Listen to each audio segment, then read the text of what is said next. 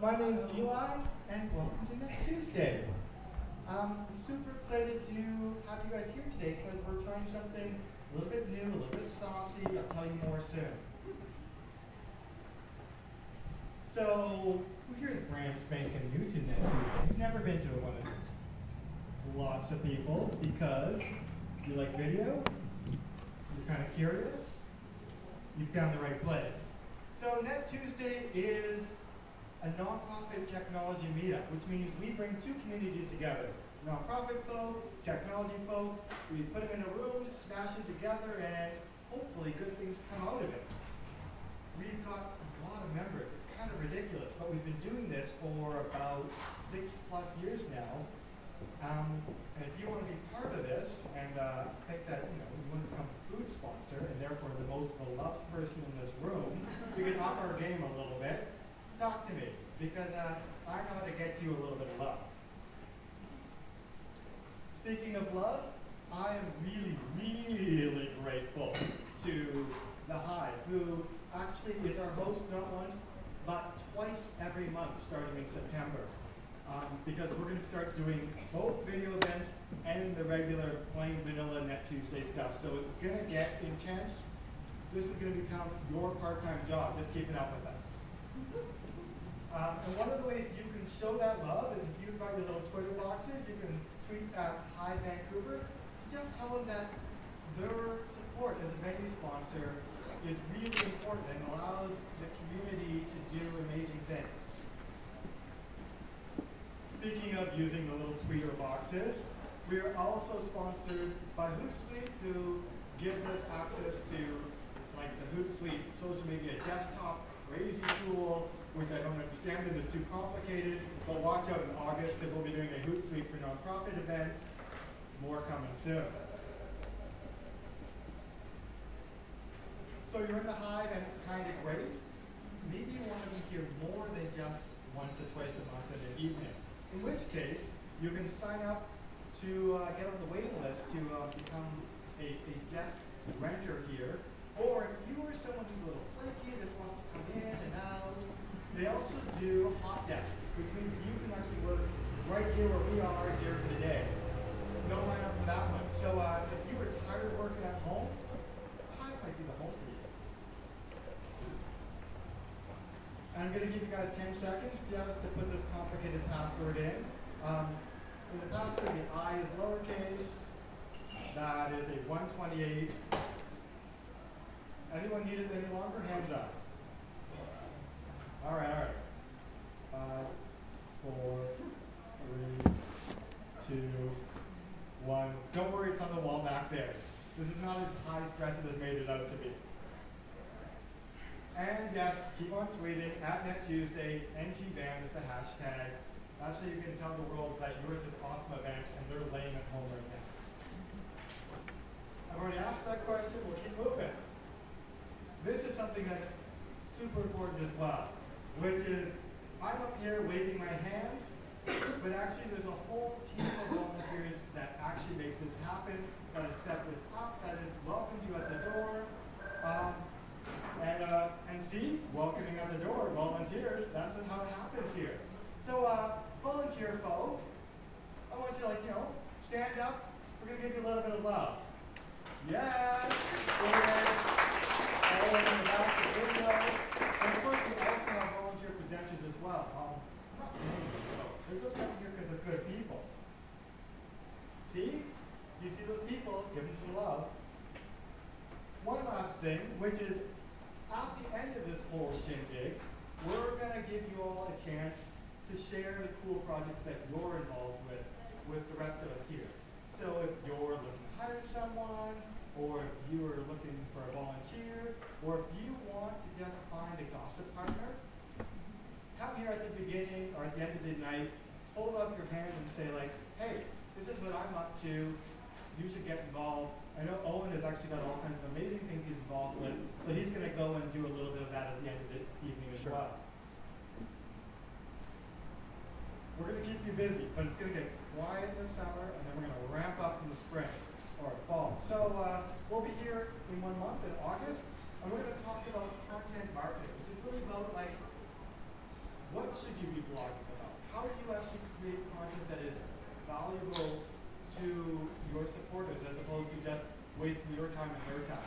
So it'll be a good way to help you focus in on the needs that need to be met. So I ran through things real quick, but now I'm going to start passing you over eventually to Allanah, who is doing all of the crazy things. But first, I've got Amy Lennon here, and she is involved with HiVE, which is kind of cool. She's going to tell you a whole bunch more about it, but you should pay attention because they might help you tell your stories on the cheap. Kind of blow your mind. Ladies and gentlemen, Amy Lennon.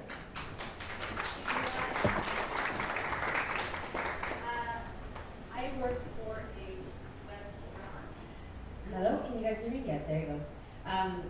A local social web agency. That wasn't showing me. So, and we work with TELUS Optic Local. TELUS Optic Local is their community programming, and we built a platform that's currently in beta phase this summer. That is attempts to bring together people who have ideas, story ideas, such as nonprofits and or tastemakers or just creative people out there, with people who can produce them. So we're building a network of local creative talent, and then audiences who will support them. And the platform itself is basically an online grant application. And this season, we're giving away $30,000 to 5,000 to 6 different projects. And the whole platform is basically made to surface ideas and support local talent, and then and get audiences to support the ideas that they want to see made. And the end product, the videos that will be produced, can be 4 minutes and up, and they will be aired on Optic Local channels. So TELUS Optic Local is HD on-demand viewing, and maybe on their mobile platforms as well. But the best news for people like you is that they will, you can put them on your social channels or your website. So they don't own the story in the end. They just hopefully help you make it. So I'm going to play this little intro video and then talk a little bit more.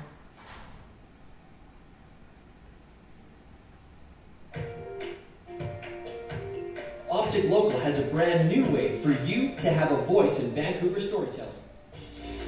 Introducing HiVE, a social platform where local production talent and community fans gather up to greenlight new video projects. This is the future of collaborative storytelling, where the community is empowered to decide who will receive $5,000 in production funding. Want to get started? It's as simple as pitch, plan, vote. First, sign up as a fan or a creative. Anyone can pitch a story idea, whether you're creative talent like an emerging filmmaker or simply a fan with a great story idea. To move on, projects in the pitch phase need to secure a producer and a minimum amount of followers. In the plan phase, the story really gets moving. This is where creatives can join teams and connect with producers. Eager fans can check out what's fresh in development, follow their favorite teams to help them advance, and chime in with feedback for creative teams to consider. Each season, HiVE opens to a social voting window. This is where you can give your stamp of approval and vote on what you want to see get the green light. And here's the honey for all that hard work. The top projects will each receive a $5,000 production grant from TELUS, with as much as $30,000 available for up to 6 projects. Finished productions will be seen on Optic TV On Demand, OpticLocal.com, and your own social channels. It's your turn now. Get noticed, get funded, get produced, and have a voice in Vancouver storytelling. This is HiVE.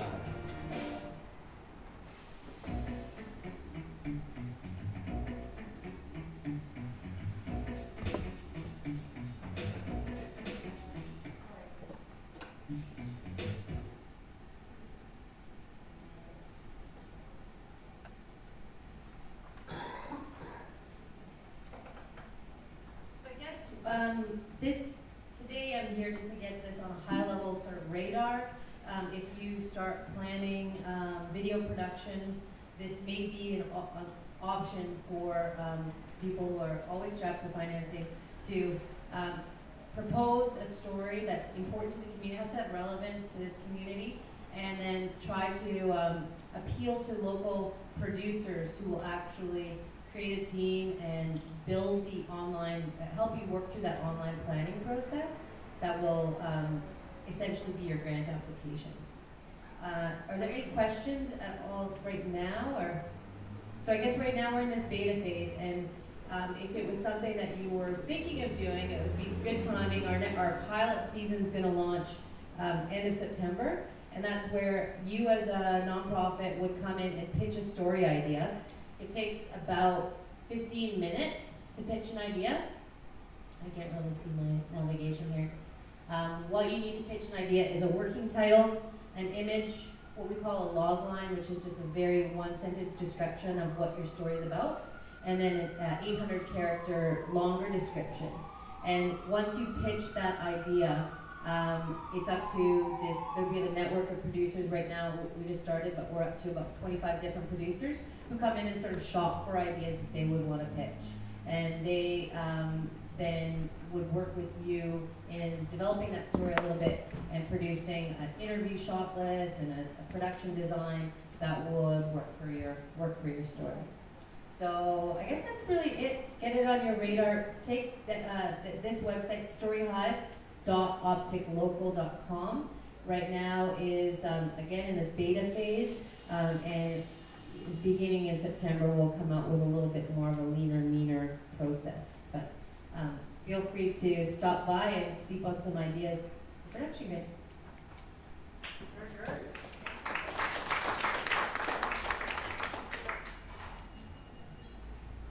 So money and someone else makes the video for you sounds kind of magic, but at some point we're gonna have to nail you down on actually like what is a compelling pitch and like all of that jazz. We're gonna come back in September. Wait for it. Yeah.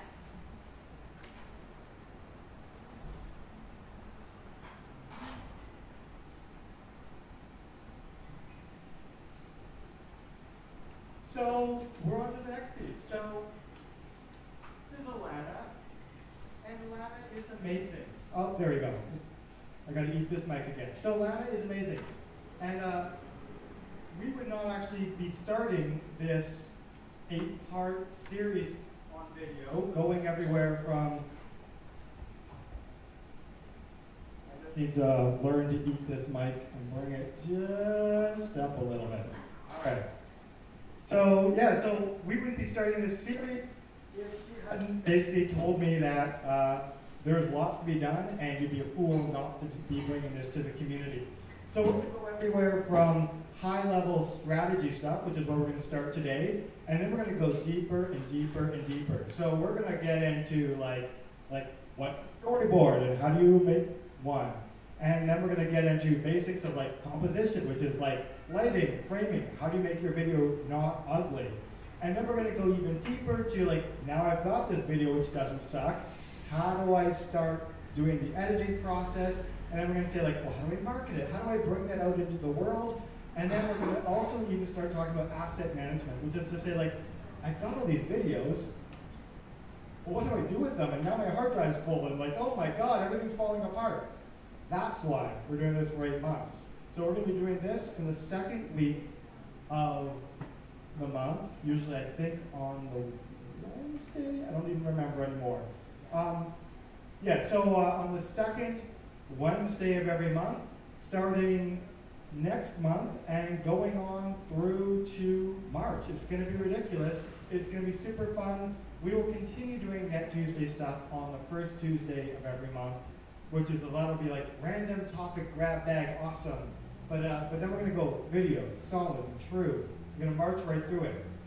So Allanah is kind of amazing, as I said, third time, but it still holds true. She is the consultant producer behind Lionheart PR and Productions. She has been creating values-based videos for 20 years. Isn't that amazing? Like, who here even know, like, come on, who's here produced a video 20 years ago? Great. I produced one last week on my cell phone and it was no good. I have not done this for 20 years. I'm going to get out of the way because here's real talent. I'm just wasting your time. Ladies and gentlemen, Allanah Mooney. Okay. All right.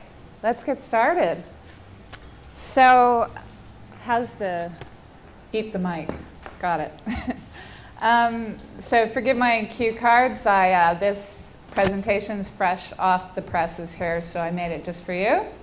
I originally named this talk Content is King. And then I had a change of heart. I came to my senses because I think content is definitely queen. By content, I mean the conversation that's always happening between you and your stakeholders. It's an exchange of information with a specific aim in mind. So whether it's online, in print, in video, it's more journalistic than advertising. It's information and stories. You're offering something valuable. And why should we dub this ongoing conversation as a queen versus a king? First of all, we can avoid the cliche. Second, we can mix things up and put the woman on top. And third, and the most important reason, it's more accurate to say queen. The curation and creation of content fits what is traditionally thought of as a feminine leadership model. It requires empathy, teamwork, and communication skills. Content strategy focuses on outreach and community building. It's a collaborative process versus a competitive one. But make no mistake, there is great power in the content process. It gets very competitive once your stories get into the marketplace. You need resources, allies, and a cunning plan to best your competition. This is not a job for a princess. It's a job for a queen. Yeah. All right. And here she is, introducing the content queen, ruler of the story world. She rules the story world by producing multiple stories. She builds a whole bank of them, in fact, and not just finished video, but video assets, visuals, narrative, all designed to meet her current and future storytelling needs. She is a woman with a plan. And for the content queen, part of her plan includes video. And video is our main focus for today. Video can be one of the most powerful tools a nonprofit can use. It's the jewel in your crown. Or if you fail miserably with your video efforts, it could be your head on the chopping block. Video is often expensive, complex, and time-consuming. And one common mistake nonprofits make is producing one-off video without creating a larger strategy. And so, every queen needs a plan, and here we have the queen of daytime TV, Oprah Winfrey. A very successful content producer, Oprah Winfrey, says this about the value of planning. I believe luck is preparation meeting opportunity. If you hadn't been prepared when the opportunity came along, you wouldn't have been lucky. So Oprah's been very lucky indeed. She's a woman with a content plan, and she needs a plan because she needs stories to feed in and out from her TV network, TV shows, magazine, website, foundation. So you may not have a network or an empire to manage like Oprah, but you can still follow her lead and have a master plan to unlock your story world. So, and before we talk about the specifics of a content plan, we're going to lay the groundwork for our approach. The Queen has 3 golden rules. These are her guiding principles of good content planning: how she conducts herself, how she approaches content, and how she rules her story world. I'm just going to see if I can tighten this up a teeny Oh, bit. that's all right. Yeah, this cable's not quite holding enough, so this works better. We're looking for an equipment sponsor, if anyone. It's in the budget. I'm Is just it? too lazy to Yeah. get it all connected. Yeah. Cable, actually. It's making me go. Alright. Everything is good. All is well. This is why you need a plan, and then you have to throw out the plan when things go wrong. But if you don't plan, then you're not even ready for this. It gets even worse. Okay. Well, I can continue in the meantime. Is this loud enough for everyone? Yeah. Okay, go louder. Got it. Okay. Rule number 1, have a vision and be able to articulate it. This is really straightforward. Where are you going, and what are you trying to build in the world? The content queen does not dilly-dally around having an identity crisis. She has a clear vision and purpose. You need one too. The vision or direction of your organization or project provides the framework for your video communications plan. All right, okay. Plan, oh, we're back. I'm back, okay, thanks. Golden rule number 2, plan your journey. A video campaign plan or strategy is the roadmap for your video. It's your direction mapped out for multiple years or multiple videos, depending on the size and duration of your campaign. You can call it a video marketing plan, content plan, communications plan, or whatever you want. It's actually just the business plan for video within your organization. The content queen knows what she wants, and she has a strategy to get it. Next, golden rule number 3 of how to lead the story world. This is really important. Serve the people. Storytelling is an act of service. We are not talking about selling violent video games to small children here today. This is about developing and sharing meaningful stories that create a positive ripple in the world. It is a noble enterprise. It can be rewarding, but it's also a great responsibility, and it needs to be approached with a lot of consideration.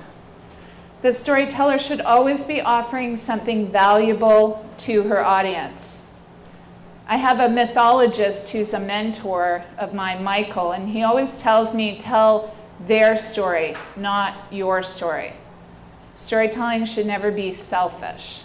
Advertising sometimes is selfish.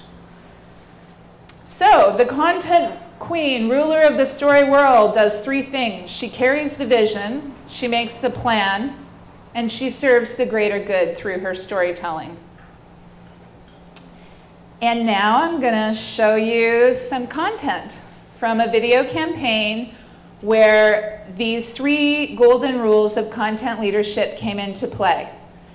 The 3 clips I chose laid the groundwork for our video case study, and the narrative within those clips demonstrates the content leadership principles I just shared with you.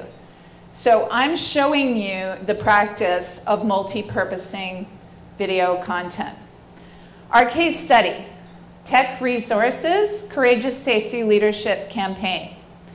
In 2008, Tech made a commitment to transform the safety culture within their operations.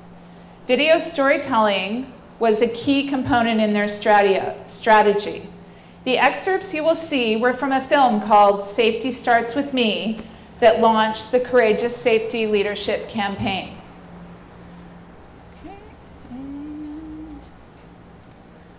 Our vision at Tech when it comes to safety is really quite simple. Everyone going home safe and healthy every day. People have to understand and believe that you can achieve zero harm.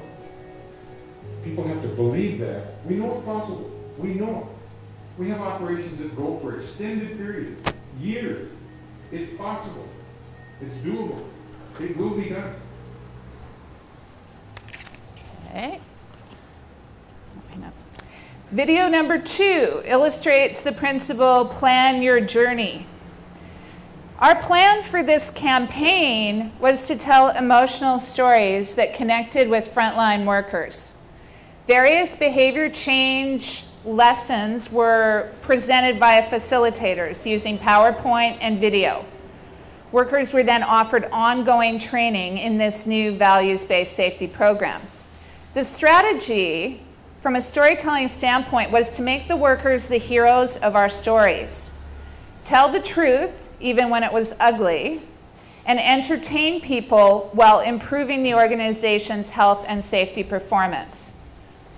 There was a big launch with one-day training, then monthly lessons where video stories were rolled out as part of the regular health and safety meetings at the site level. So here's another excerpt.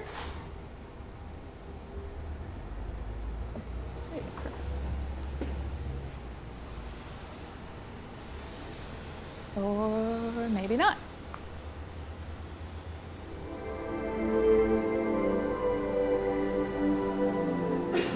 My name is Eoghan. I was tasked with leading a team that has put together this process that you're all going through today.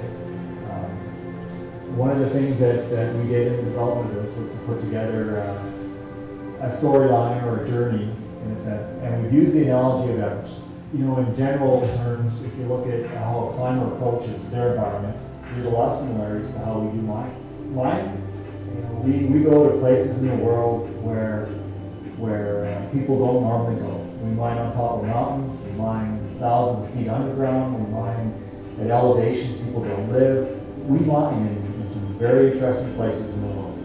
The reality of mining is that we work in a high-risk environment. We have to rely on each other and work together if we're going to get to our day safe. Okay.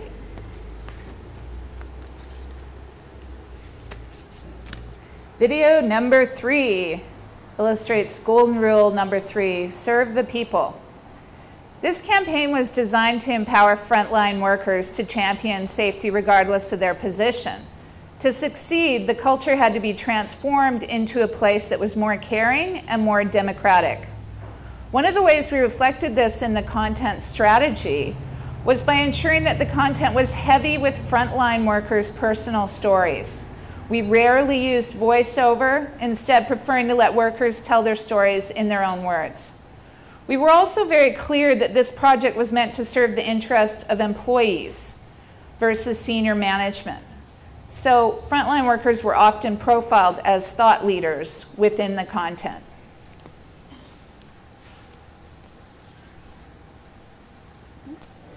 Safety for myself personally is very huge because I've lost a dear friend here a few years past. I feel for that every day. And for the ones that have minds that it's happened. They do have a young family, and I love going home. I love seeing them every day. I got a 19-month-old boy that runs through the door every day. Safety means the world to me because I feel very responsible for all my employees. When I go home at the end of my day, I take it personal that my employees will take charge and they will work safely. Safety isn't by accident. We practice it, we preach it, we have to live it every single day. There's no small incidents in mining. They're big, they're awful. So now I'm going to show you a full-length film. It's a longer form at 10 minutes, and it was played in the same session where workers watched the full-length Safety Starts With Me, the source of the clips you just saw. The video was played at the end of the training day and right before workers were asked to make a written commitment to work in a safer way. The film was never in the client's plans. We found out about this story while filming Safety Starts With Me, and we convinced our client to make this film. As a producer, I also had to work very hard to convince the widow who appears in this film to participate. I felt very strongly that this was a story that needed to be told, because it was a heartfelt story that would impact the audience and would deliver on our vision. This is the role of the content curator: find the story and tell it. So this is the Green Hills journey.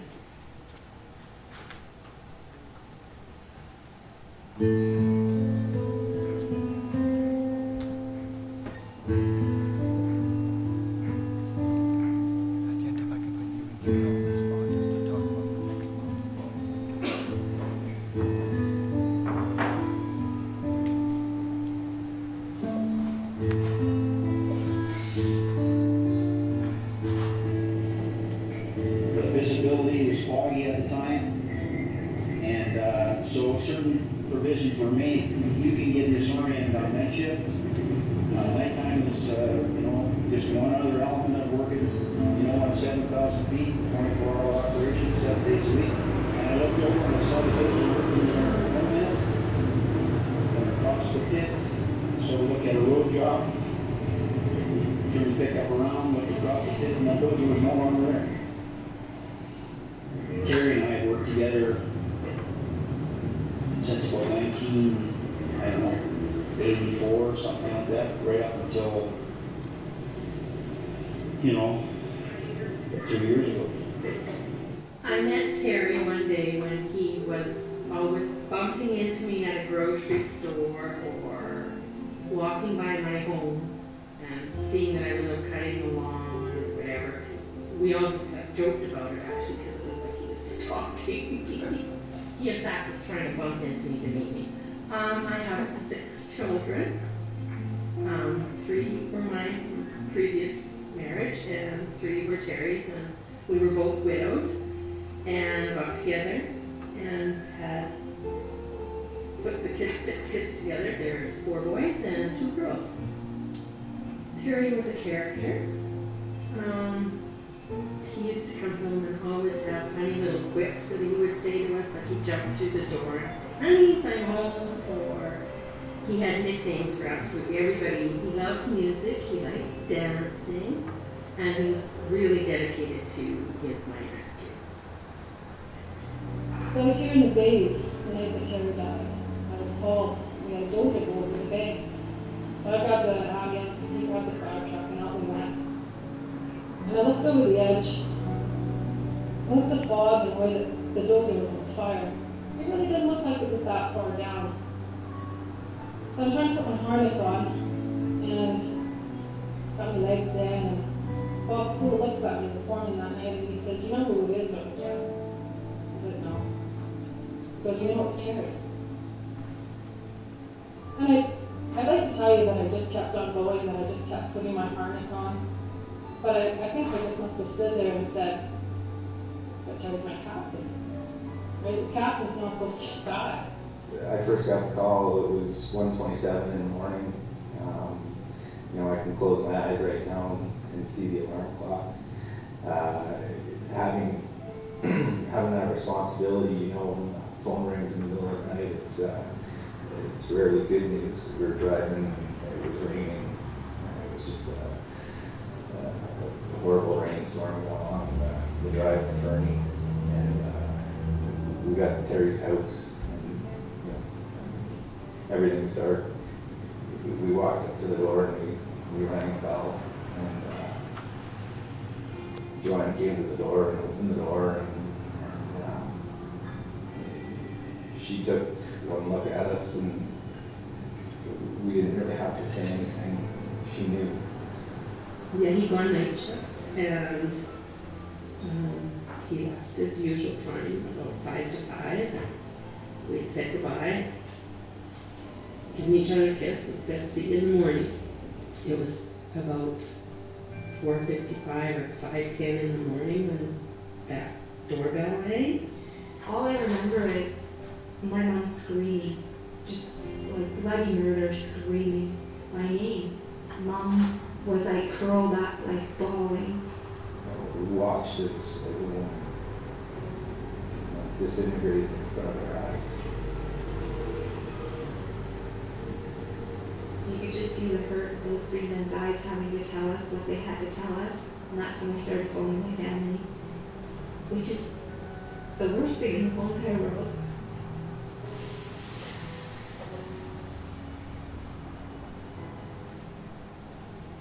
I would phone your brothers and say that their father passed away.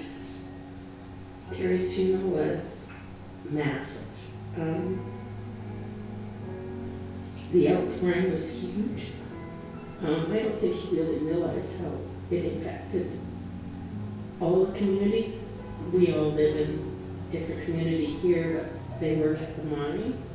Because I lost my best friend and a companion and the kid's father.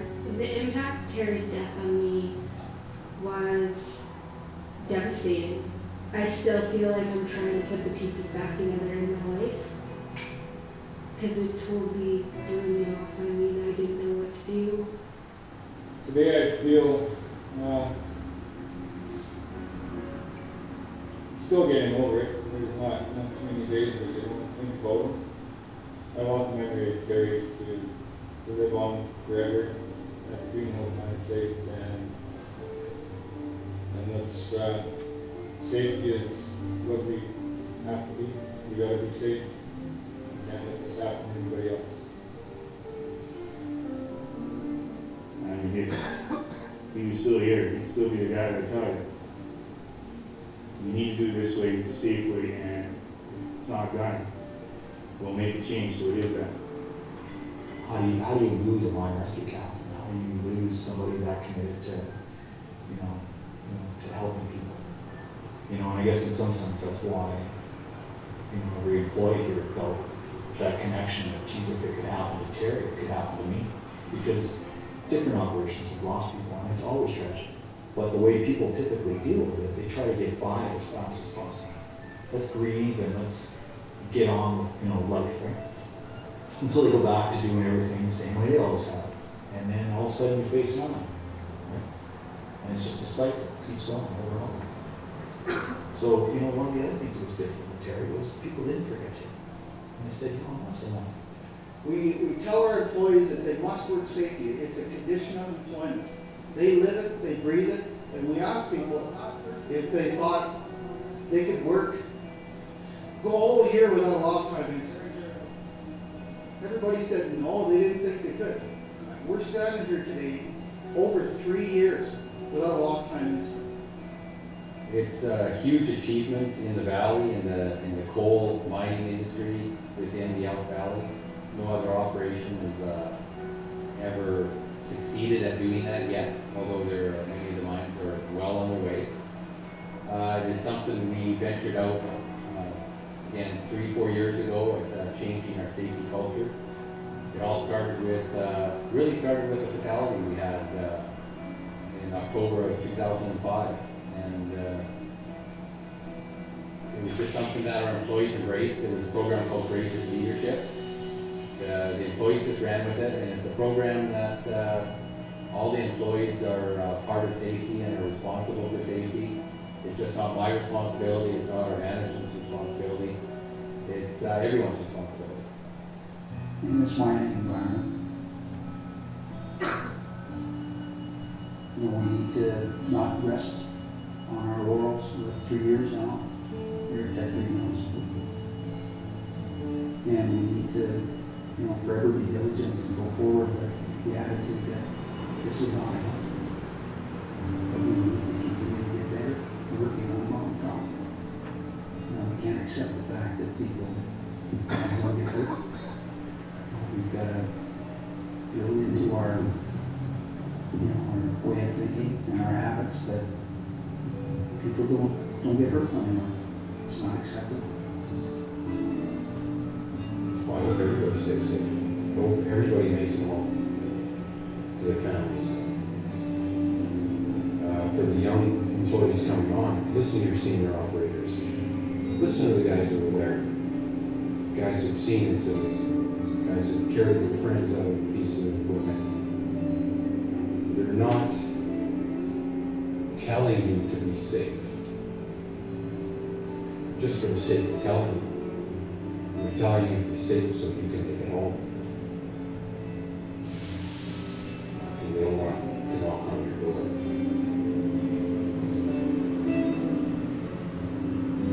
People need to take responsibility for themselves, be safe themselves, and hopefully this just won't ever happen again. Well, some men dig for diamond, some men dig for coal, some men never seem to change, others grow old. Don't look for my memory up there on the hill. Just listen to the silence, and you know I'm living still. This lifetime is precious, like the whisper of the summer breeze. There's a time of life for staying, there's a time of life to leave. But don't look for my memory up there on that hill. Just listen to the silence, and you know I'm living still.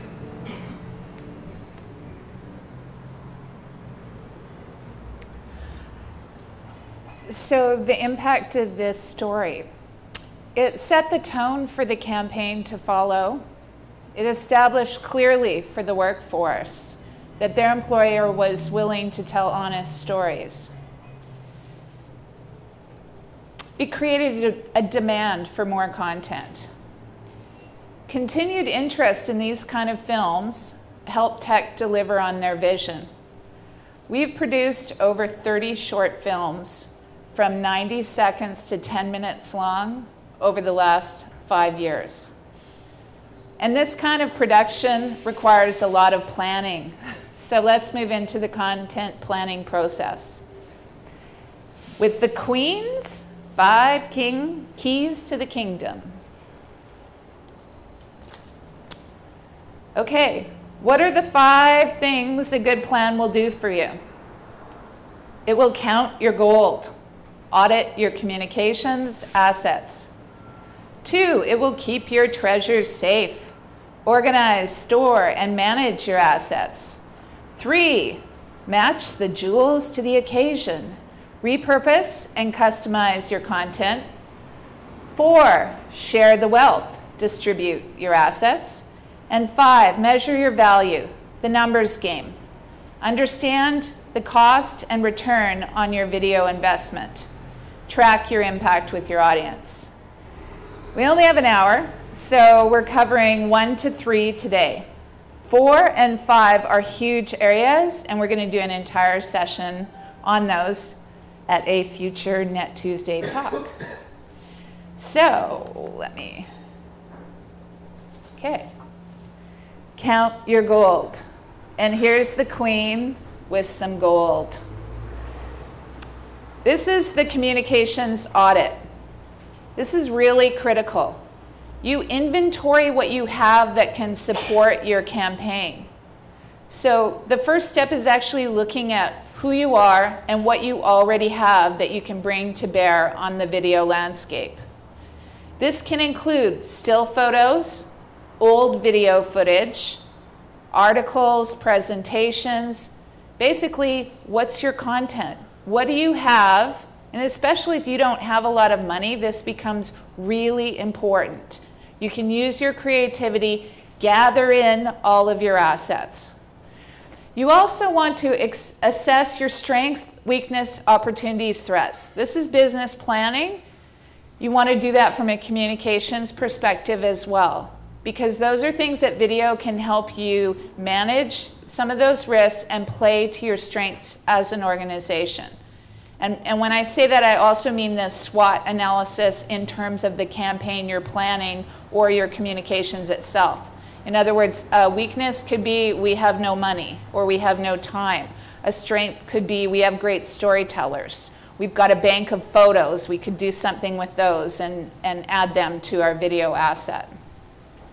So you can go online to get templates for this. Just Google content audit or marketing audit, and you'll get a great form that will actually help you do this. So, next, keep your treasures safe. This is your strategy and management plan for video. 3 steps: plan it, build it, store it. So plan it. This is your message, your medium, your timeline, your budget. Video is complex, so you will waste a lot of money if you just charge forward and make a video. It's well worth the time to figure out what the costs are, how long it's going to take, how many videos will you need, and does video even make sense for you at all, in fact. Build it. This is where you actually go out and get your content. And think of content not just as finished video, but as interview clips, as great visuals. One of the things I always do is I transcribe every interview. I have a written transcript. I actually am old school, so I actually have a transcriber, but there's technology that you can use to do this. So again, that's something you can Google and get an app that will, listen to your video and transcribe. That serves you well because you get more out of your video production crew, for example, because you all have print assets. Guaranteed, you've got a newsletter, you've got a website, you have an annual report you need to do. If there's a great quote that I get when I'm in the field and it's on video, why wouldn't I have access to that so I can just simply pull it out and put it forward into my print assets? So this is something you can request, especially if you're doing interview-driven documentary style, which often nonprofits often are, just in terms of gathering those stories. So that's a really good tip that you can use. And again, I recognize that video is very expensive. So think of your visuals as a visual bank. And I'm going to demonstrate that by showing you some other content later where you'll see some visuals that I've used elsewhere and I'm using them again.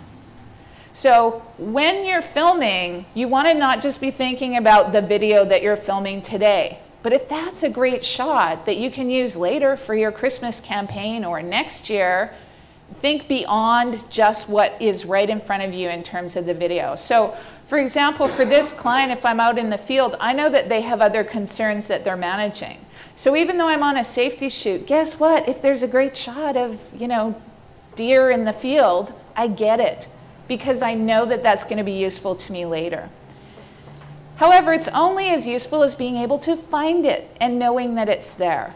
And this is where storage and organization comes in. This is known as digital asset management. And it's really critical. So I use some services that are a bit more expensive. So there's things called Third Light. Barber Stock in town has their own digital asset management platform. But you can do simple things. You don't actually need to spend a bunch of money on this. This is just about being organized. So have a job number. Keep a shot log. So if you're producing it yourself, just make sure an Excel spreadsheet will do this for you. What do I know is in that content that might become useful for me later? So this also looks like not throwing away. A lot of production companies they'll make the video and then all the assets that went into it, they don't care about those because they delivered on your finished video. You don't want this. You want all the assets, assuming they were good and useful, because things that end up on the cutting room floor for one project can be marvelous for another project. So again, this is about, if you have a plan, you're thinking of these things. You're thinking 3 videos ahead, you're thinking next year, you're managing to, problems that you might have, and oh, there's a shot that demonstrates the solution, or there's a shot that demonstrates what we're doing in that area.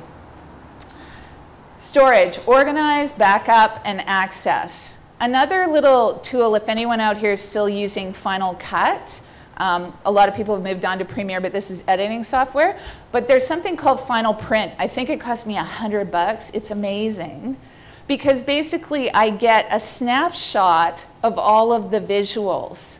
So it's like, what did we used to call that in the world of photos? Anybody? Pardon me? Contact sheet. A contact sheet, thank you. So it's like a contact sheet, and then I can actually just scan through online or print it out in a binder and be like, oh, if I shot hours of content, trying to find where that visual is can be a nightmare. So something like that can help you. Again, that's a cheaper way than having a digital asset platform. Other things are having a Dropbox and you send it. Those are simple technology for sending assets around. But again, just number your jobs, keep a spreadsheet, make sure you have all your videos in one place, make sure you know what your photos are, and have a system. So this is a video library. So that's really, that's actually really important, and it'll save you a lot of money in the long run. So what do we have now? Match your jewels to the occasion. So this is about repurposing and customizing your content. You want to extend the life of your content. And again, this goes to cost, and this also goes to creating more opportunities with your content. So 2 questions you can ask yourself. What new audiences and occasions would benefit from this story? And what changes do I make to fit the story to the occasion and to the audience? I'm gonna show you a video next that demonstrates this principle. So I do this all the time, and as a producer, I make a lot more money because of thinking this way. So that's one benefit, but for my clients, the benefit is I take one video and I solve 3 problems for them, or I create opportunities. Simple things like you take the video, the middle part is the same, and then you change the intro and you change the closing and you slap another logo on it, and you've got a video that serves a different purpose entirely. So it's great for donor recognition, for example, or donor solicitation. So this is about personalizing your content where you're able to. I'll give you an example. Recently, mining industry does something called Mining for Miracles. They have a nice little event. They all throw pie at each other and they raise $1 million. So I make a highlight reel for the whole event. But these people, I mean, some of them are giving, you know, $200,000. So I simply make 8 other videos using the same middle content, and it just contains their personal pie toss, and I put their logo on the back end, and it becomes a donor recognition tool for the event organizers. Thank you very much, Silver Wheaton. Here's your personalized video. So this is a really great thing for you to do in terms of, and you can think even beyond that as well, just beyond what's obvious. There might be other community partners who are issues-based and who are working towards the same kind of effort you are, and you can share your content. If your content's good enough, other people will be interested in it as well. Hundreds of different contractors have watched our tech videos on safety because they share the same issue. They have workers, they have a high-risk environment. Tech gives them their videos. It's good for tech, it's good for others in the industry, and in the end, it's good for workers, which is the whole point. So I'm going to show you an example. So this is called Bob's Story, and it's another part of the worker health and safety campaign that we did. And the customization on this was, one, we're streaming into a new area, which is a little bit more focused on the worker health. And though it was produced for the safety campaign, you'll see why, we lent it out to the Alberta Cancer Foundation and also to the Hinton Hospital for their fundraising efforts. And again, that's something the content curator can do. So if you know you've got something, this is great community building to say to somebody else, hey, I'd like to give this to you so that you can benefit from it as well. So this is that be of service concept as well. In 2010, life was good for heavy-duty mechanic Bob Bainbridge and his wife, Terry. Then everything changed. Bob was diagnosed with testicular cancer. And I went to the city doctor and said, Doc, something's not right with the boys here. You know, something not right. Can you check it out? He says, yeah, I'll book you in next Monday to see a specialist in Jasper. Boom. You know, and they'll be, yeah, what's up the check? You got cancer? When you hear the words, it devastates you. You got to find a way in here to pick yourself up.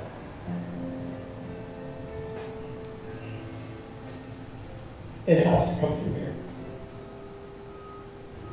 experience that I don't want anybody else to share. I want to tell them about it. I want to do whatever I can to stop it, so it doesn't happen to other people. To have somebody on your own site that you work with that's gone through it and has been able to share his story with everybody. Everybody. One way or another. And every day is a joy to wake up and he's this way. Early detection, awareness, gets you through.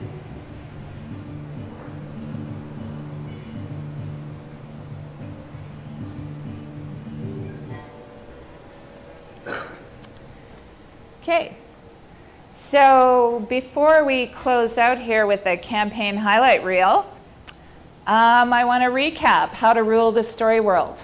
Make a plan. I'll say it again. It's so worth your while.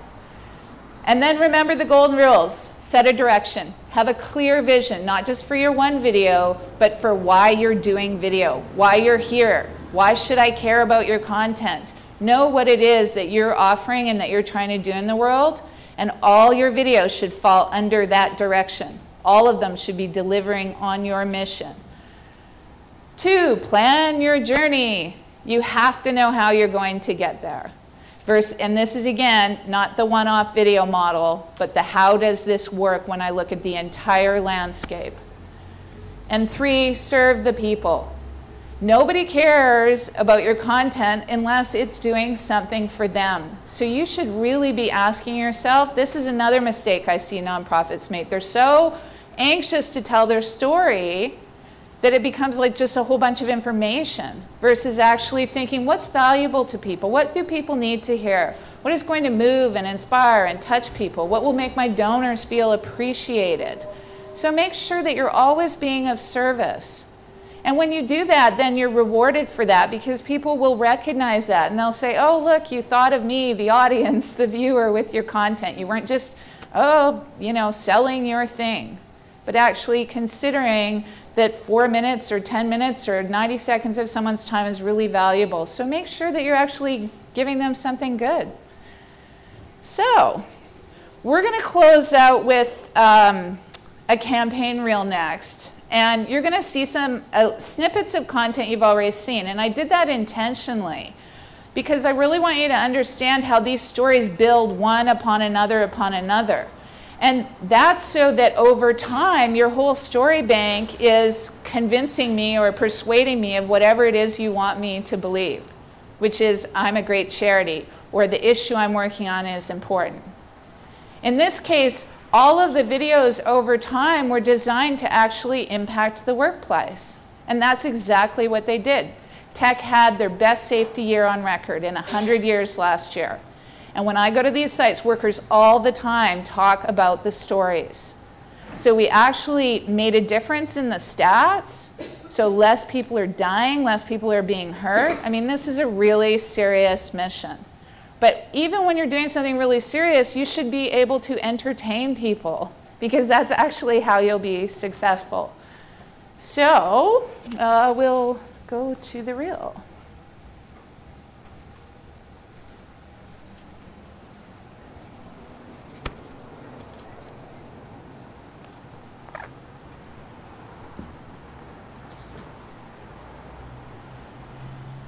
What motivated me originally was loss at work. People should not die online.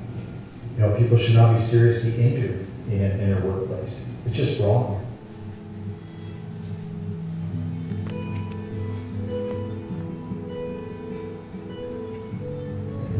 The visibility was foggy at the time. We walked up to the door and we rang the bell.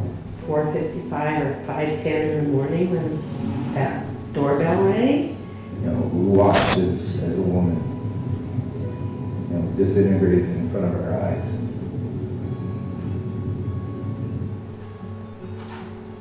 I'm still the one that drove the haulage truck that nearly killed 2 people. And I will always be the one that drove the haulage truck that nearly killed 2 people. We had gotten called to another truck that was possibly going to be down for the day. And when we did pull into that blind spot, I knew that we were wrong. Probably the last thing you expected when you come to work, being in the middle. of an explosion or something. This is people I've worked with and known for at least 20 years, and until we knew they were safe, there's no way to describe what you go through in that first couple of minutes. The thought that comes to mind right now is I'm done, it's over. When I had to put my hand on the gear shift, I said, not today. And I let my guard down, and I got caught. And in this type of environment, sometimes you don't get a second chance, so you really got to take your time to really mull things over to make sure you're doing the right thing. I thought there's got to be something else we can do to these excavators, and from there I said, we need to make an escape hatch. Now we have the top escape hatch, and that can save somebody's life. Right from the very time that I needed that oil, I was comfortable. As comfortable as I am sitting here. I can see it and pass that on to you.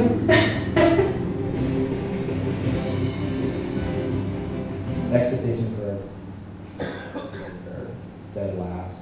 They tried to kick our team out of the league before because it's the teams in Vancouver don't want to travel here just to beat us. Talked to Rob and Sharmina and told him what I wanted to do and said I'd like to take some of this stuff and apply it to the hockey team. What do you think? It really helped before games that we'd read this stuff just to get your mental game right. That's culture change. You know, that's trust and respect we create. I think when it first came out, it was hard to believe that we would actually get to this point.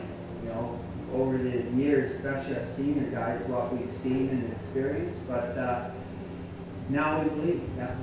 People have to understand and believe that you can achieve zero harm. People have to believe that. We know it's possible. We know it. We have operations that go for extended periods, years. It's possible. It's doable. It will be done. Look yourself in the mirror, you know, at night and they say, I did the best.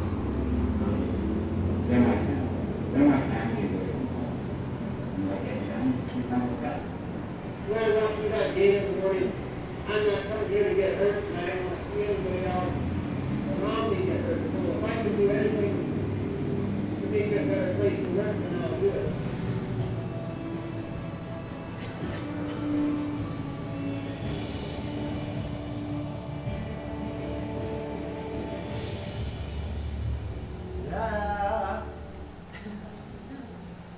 Perfect. So thank you so much for listening and coming. I hope I gave you something useful today. And now I'm going to leave my contact information here. Yeah, if you have any other questions or want to reach out, please feel free to contact me. And thanks again. Thank you, ladies and gentlemen. Yeah. So, who's got video questions? All right. Any questions? Would you say that some of that storytelling stuff applies to business as well? Yes.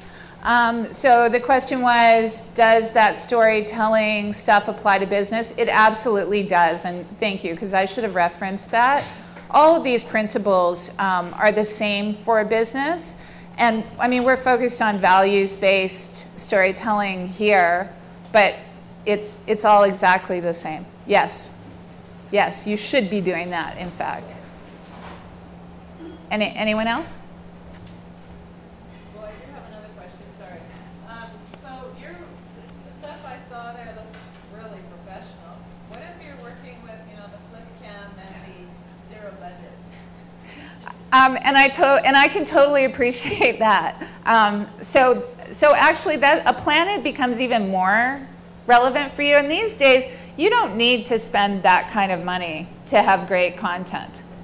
Because great storytelling is not about high production values. I mean, it helps, for sure. Every producer wants a decent budget, so you can have fancy music and the best editor and cool graphics. But actually, this is where, again, to the nonprofits or a values-based business or a really interesting business, great story is still, it always has been, it always will be. That's what drives things. So you can put all the fancy stuff on it you want, spend all the money you want. But unless you actually have something valuable to communicate to other human beings, it's not going to matter. So if you have something beautiful, and I mean, this is all over, this is the democratization of filmmaking, and we can thank the internet, and we can thank low-cost technology for that. then you don't need to spend a ton of money at all. So don't let money be your barrier. That's just where you have to be creative and think, what's our best story ever? And go get it on your flip cam. And also be creative here too. Sometimes there's partnerships that you can figure out, community partnerships. Put an ad on Craigslist. Maybe there's a young up-and-coming filmmaker who wants to build their portfolio. Oh, yes, hello, the HiVE. Did you all hear about that? Was it Story HiVE? There's one in the back there. So be part of a program. If you've got great content, there's people out there who need content. And that's really an important point about content. We're going to get into that when we do the distribution integration talk later. But the fact is, content is becoming more and more important because somebody has to feed all these mobile devices, all these platforms. So if you've got great story, or you've got great content, you know, just because you're a poor nonprofit or a small business, you don't have to, like, you know, shuffle around like, oh, I got nothing. If you have story, you have something, and there might be someone out there who wants what you've got. So also be creative in terms of what the funding model might be. Great question. So go ahead. So yeah, I just had a question about, we have a bunch of content across many platforms, as I'm sure a lot of people do. Stuff that people have given to us, some of it quasi-professionally done, some Vimeo, some YouTube. Like, is there a software that we can sort of splice all of these various mediums together easily that's not Oh, wow. I know, that's a big question. And I'm not an editor, so I would, if my editor was here, I'd be like, hello, please help with this. That's why this is where it can get complicated in terms of what is the format and how does that fit together and do you have the source file? And sometimes things don't always have to look pretty, so I've certainly worked where it's like, oh, it's a different size and a different frame rate, and there's things that you can do in post-production to deal with that. But is there a magic software that makes it all fit together? There might be, but I'm not aware of it. But again, there are simple things, and you can find out anything by Googling. So a lot of times you can just change if it's a WMV and you need to transition it to an MOV, or it's a WAV file and you need an MP3 file. I mean, there's actually a lot you can do, so absolutely don't despair. But, you know, this is where if you're low on budget, you know, some technical film school kid who wants to get some experience might be able to help you out with a project like that. Or the magic of interns. As well. Love interns. So, you know, there may be an opportunity there, but it's great that you're thinking like that. That's what I meant by audit your assets and don't assume that they're junk. And you can do a lot with photos too. You know, so add a little movement, throw all your photos together. You know, cost should not be a factor. And if this stuff is really great, like if they're just really, here's the other rule. If you have a whole bunch of stuff, don't keep it all if it's garbage. I mean, put it through your filter of, can it solve a problem? Can it create an opportunity? What are all the occasions I have coming up in the next few years that this kind of asset might be useful for? But if you have way too much stuff, then you're like a communications clutter person, like hoarder. What is that show? Hoarders? You're like a communications hoarder. So go through all that and find the stuff that's really good. So then when you go to someone with that question, you're only focusing on a few pieces of content versus a whole pile of stuff. You're welcome. Hi. Do you have any suggestions on how we can use like a real-time updates? Like you can use Vine, or like, you know, you can use Instagram to film video as an update. So I just wondered like if you have any suggestions on like how we can strategize that kind of like a real-time update. Right, so I see what you're saying. Yeah, right. So those were pre-produced. So you're talking about live content, feeding that. That's why we're going to have a whole special hour on that too, because it is such a huge conversation, multiple platforms. So, but what you're talking about again speaks to that, the need for content. So if you're talking about Instagram, how do we use real-time updates? I mean, again, I'd need a little more context for what it is that you're selling or what it is that you're doing, but that is exactly what should be part of your communications plan. So you actually look at that channel and you look at your assets and you say, what am I going to do with that in advance? And then you go out and do it. But again, the same principles apply. It actually has to be something interesting. But again, like the queen with the jewels, a jewel for every occasion, ask yourself, what's the occasion? And then what's my little Instagram play on that occasion? So I'll give you an example. It's summertime, I'm walking around downtown, and I see that they've put safety vests and on the, you know, those laughing yogas in English Bay, those sculptures of all those laughing yogi guys. So they had done, someone had done a safety promotion for them. Well, that's ideal for me and my safety client at summertime. Well, boom, off I send a little note to him with his photo and say, your next PowerPoint, why don't, because we talk about things for the family as well as the people in the workplace. So why don't we do a little play on, you know, boat safety, swimming safety for the summer, and here's the little photo that you can embed in your PowerPoint. So it's that kind of thinking. It's not, like, again, you actually have to think, what is useful for people, what's going on right now for me, or what's going on in the world as well, because that's what it is to be a content leader, is to respond to the environment that's happening. So there's floods happening in Calgary. Is there something that your organization's doing, or is there a tie-in that's relevant at a time when people are really concerned about that? So again, for example, I'm down at Tech, there's all this flooding happening in Calgary. The guy stands up and gives a speech and reminds us all about disaster planning at home and what you need to know. Fill the bathtub with water as soon as you know there's a problem, so you'll have some water. Well, those are simple things, but he's matching his content to the occasion. And so you can do that whether it's an internal or an external audience. It all goes back to strategy. I hope that helps. Anything else? Oh, and I thought you had something to feed in. Live broadcast is actually relatively easy to do. We're doing it right now. If you want to talk to me about live broadcast or any other kind of techniques, yeah, just come talk to me. As far as one quick thing, as far as if you're going to do video, do it on a tripod. Simple. That's great. Simplest thing ever. Like, you want a tripod, don't hand shoot it unless you're good at hand shooting, but it's the single greatest thing you can possibly do to shoot things still. It's really irritating to watch shaky footage. It might be a great message, but it's shaky as all hell. I'm going to be doing one of these events. I guess I got two of them next but we're going to keep everyone busy. Shooting and things like that as well. Yeah, I just want to throw that out there. The live broadcast stuff is pretty, it's a cool setup, and it's not too much money. You know what your content, you know exactly what you want to do. So that's probably a great segue actually for me to have Tiva come and join us and talk about the future, because we're going to put Allanah to work again next month. So why don't you guys come up and... Should I bring this up too? No, I'll bring that in a little bit later. But we'll talk a little bit about what we're going to do next. We're going to make this up, right, Tiva? Yes. Art and science of storytelling? Is that what we're doing? Yes, that sounds about right. I'll talk about the art, you'll talk about the Okay. science. Okay, so we made a plan before we did a thing, right? We made a plan, and now we're going to have a little production here.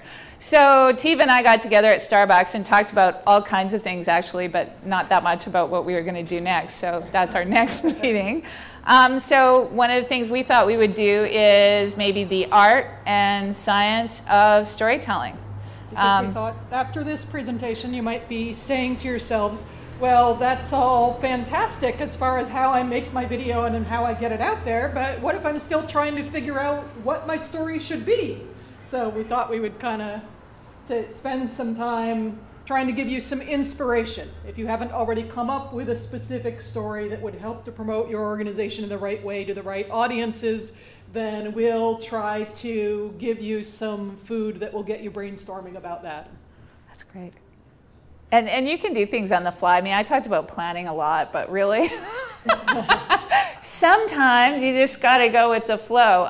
One of the tactics, for example, that we'll probably talk about is called the hero's journey. So there's specific ways that you can build a story, and these are tactics that you know, people like George Lucas use. If it's good enough for George, it's good enough for you.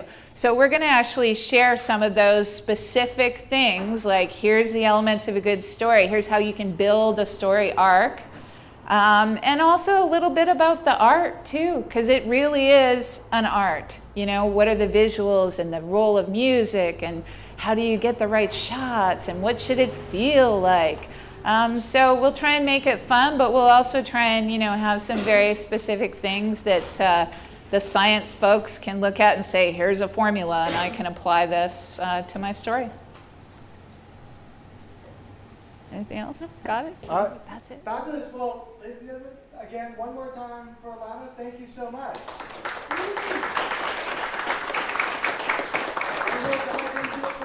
So, one quick question or update, which is to say, I've recorded these slides. We're going to post some stuff up in the next couple of days. You'll see Owen's also recording some videos. So we'll have some of the ephemeral of this this whole event captured and online. So if you were like, what did she say halfway through?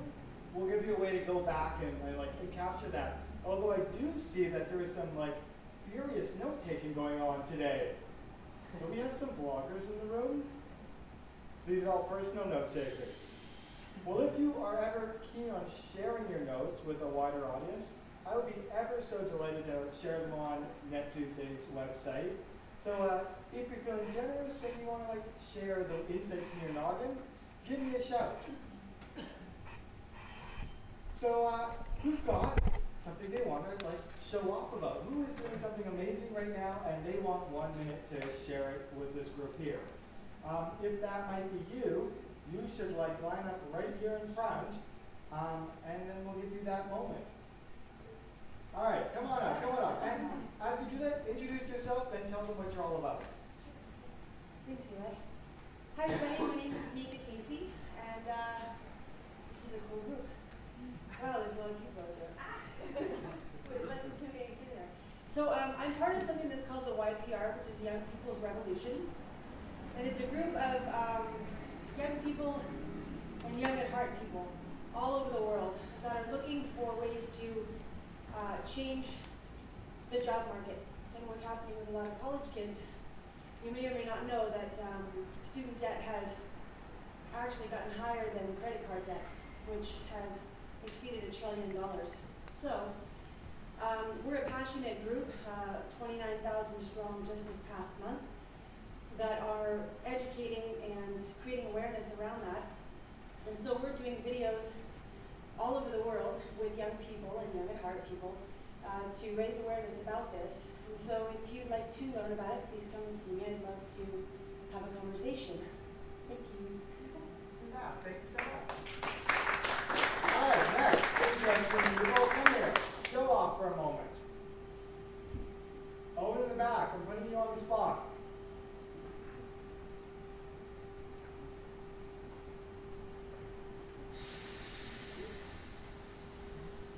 Well, hello. So I've been working with Eli here for, I don't know, a few months, but what I do in my rest of my time is I work on a project fighting coal exports, which is kind of ironic considering the presentation we had tonight. We didn't compare notes earlier. So some of you might have seen some of this things going on about Port Metro Vancouver and coal export from the Lower Mainland. This is a huge, huge issue. And I'm working with grassroots organizations all over the Lower Mainland, filming, collecting stories, and fighting this absolute travesty. Where can I find out more about Well, we can find this out at nomorecoalexports.com. Just come up right now. Or you can just go to YouTube and type in No More Coal Exports. Eoghan Moriarty, you can type in Mindagate, you can type in Port Metro Vancouver, and I've got my own channel, and I got lots and lots of videos showing all the Port Metro Vancouver's votes. Everything's on there. So if you're interested in what's going on, you should be, because it's going to affect all our lives. Check out nomorecoalexports.com or follow on what's going on in the news, because it is a big, big deal. Yeah, thank you so much. So since the rest of you are apparently very, very shy, I doubt that, but apparently, all right, go, come up here, introduce yourself, tell us what you're amazing. Yeah, I do a number of things, but one of the things that I'd like to do, and you won't be able to find it on the internet because it doesn't exist, is the fact that I don't know if anyone knows about the 54 schools that need to be seismically upgraded in Vancouver, elementary schools, high schools, and I would love to do a series on these schools because they're over 100 years old. They're going to just be torn down, and there'll be nothing left except for memories. And someone to really go in and do the video where you just film the school and maybe talk to people who used to go there and just have a little bit of something to leave behind, like a legacy. So that's a project I would love to do, and I'm still looking for all kinds of different funding ways, so I'm going to contact whatever that the story HiVE. I'll be there in September. But anyways, just thought I'd let people know about this issue. Wow, thank you so much.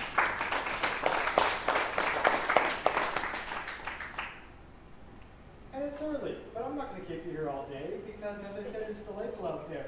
But I have one last piece of work for you, which is to say we are starting an 8-part series on video for nonprofits, and we have a big outline sketched out. But the details are still being filled in, and so we need your help, which is we want to have a good sense of what do you want to learn about? What is that thing that makes you really curious? What is the thing that brought you out today? If you can share that, we're doing a little bit of a group brainstorm. You'll see in the back there is a big piece of paper. I've got some markers. Just drop your question in there, and we're just gonna, get a good sense of what is it that this community wants, and we'll go from there. That's it. Go. Have fun.